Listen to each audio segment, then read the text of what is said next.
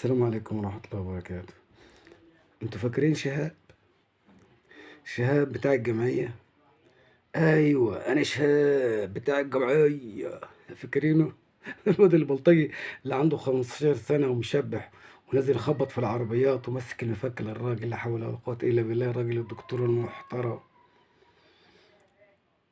المحكمة حكمت عليه بسنتين سجن. طبعا لا تعقيب على حكم القضاء ده، ملناش فيه الكلام ده، لكن الاشكال دي تستحق كل حاجة. المشكلة بقى في اللي طالعين يدافعوا عنه، والناس اللي راحوا يصوروا مع اهاليهم ومتعاطفين معاهم. امه بتقول ايه؟ امه بتقول ايه؟ سنتين، سنتين ليه يعملوا فيه كده؟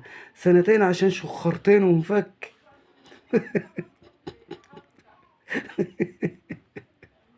شخرتين ومفك. وشي يبكي وشي يضحك والله. ايه الزبالة دي؟ والله العظيم. انا بضحك والله من سخرية القدر والله. امه بتقول ايه يعني سنتين؟ حرام عليكم، سنتين عشان شخرتين ومفك. اه، يا نهار اسود. يا نهار اسود على الجهل والتخلف. ولا مش عارف خاله ولا ايه ده اللي طلع يقول ده.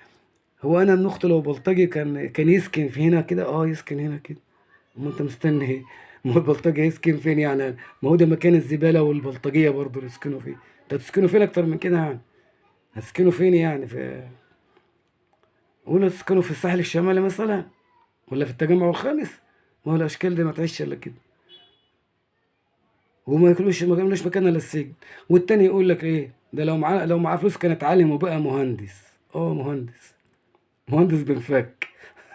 مهندس مراجيح.